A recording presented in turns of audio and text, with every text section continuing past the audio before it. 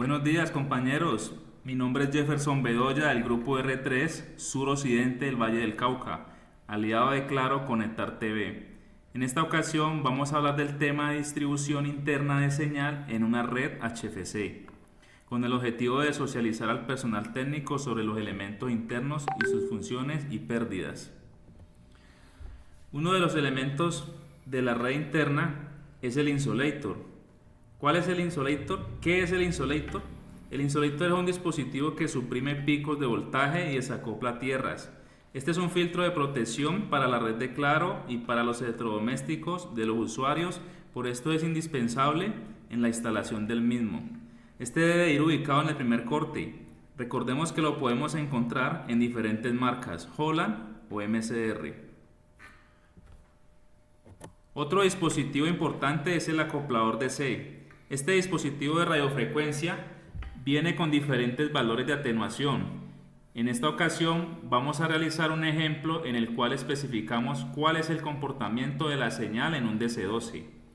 Como podemos ver, la RX le resta la pérdida por la inserción y le resta la pérdida por el tap. Estos dispositivos, como bien sabemos, nos permiten distribuir la señal teniendo en cuenta que de la acometida solamente traemos un solo cable. Entonces, esos dispositivos los encontramos discriminados de la siguiente manera. Podemos encontrar de C6, de 9, de 12, de 16, como lo estamos viendo en la tabla. El de 12 tiene una pérdida por inserción de 1 dB. ¿Qué es la pérdida por inserción?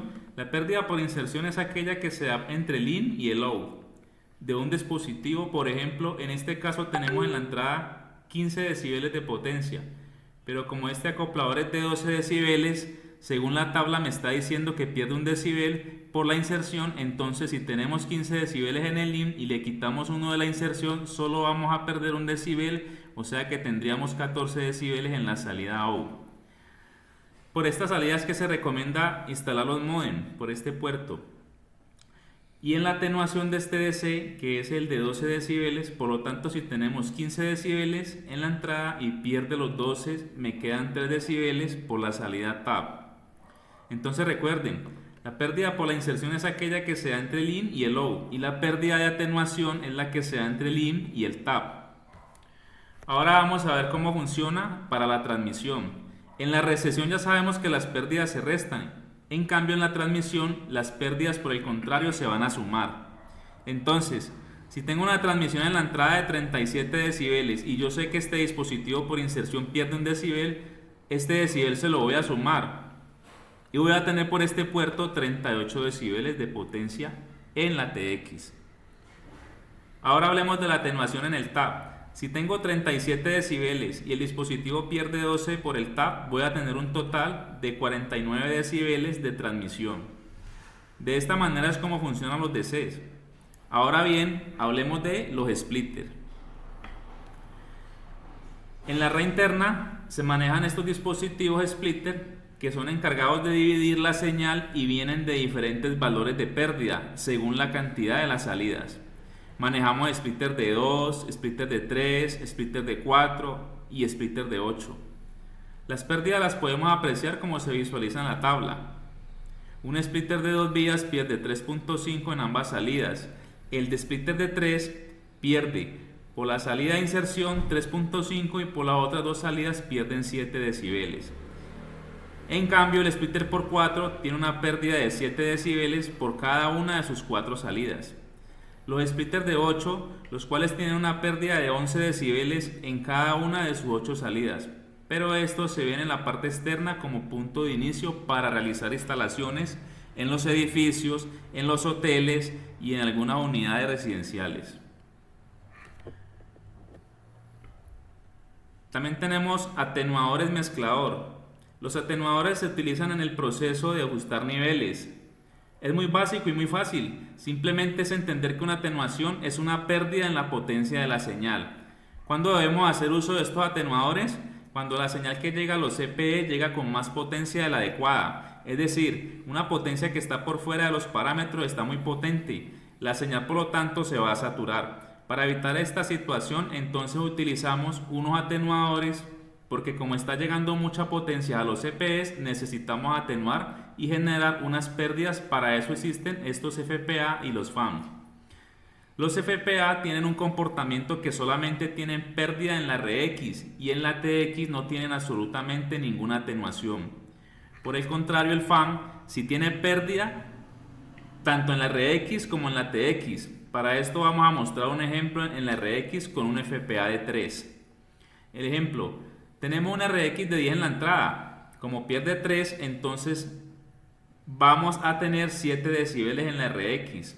Mientras que en la TX, como tenemos 40 en la entrada y no se atenuó nada, pues vamos a seguir teniendo la misma TX, un total de 40 decibeles. En cambio, en el caso del FAM, vamos a validar cómo funciona. El FAM de 3, si tengo una RX de 10 decibeles, va a perder igualmente los 3 decibeles. Entonces tendríamos a la salida una RX de 7. Y si tenemos una TX inicial de 38, recuerden que las pérdidas en la TX se suman, o sea, 38 más 3 nos da un total de 41 decibeles. De este modo es que trabajan estos elementos, compañeros.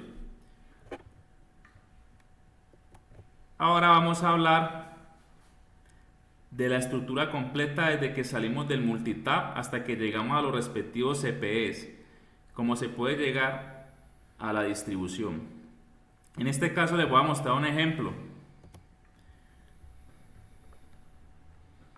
Tenemos una RX de 16 decibeles, ¿no? En el punto de inicio. Si va a llegar al modem, va a sufrir la pérdida de 1 decibel, que es el del insulator, más 1.5 que pierde por la inserción del DC9.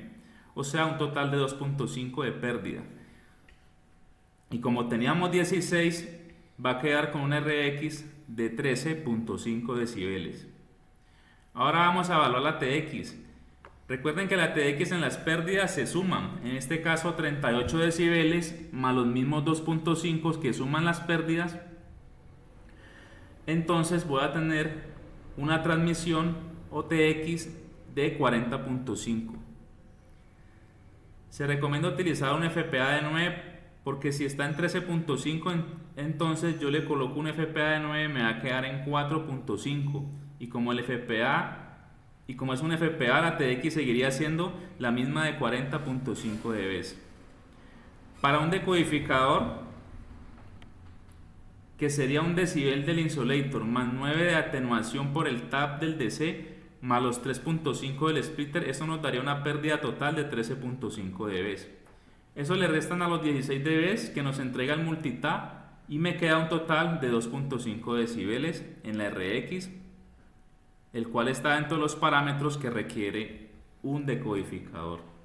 De esta manera, compañeros, podemos nosotros ya ejecutar nuestras prácticas y entender cuál es el comportamiento de la señal cuando pasa por cada uno de los dispositivos pasivos internos.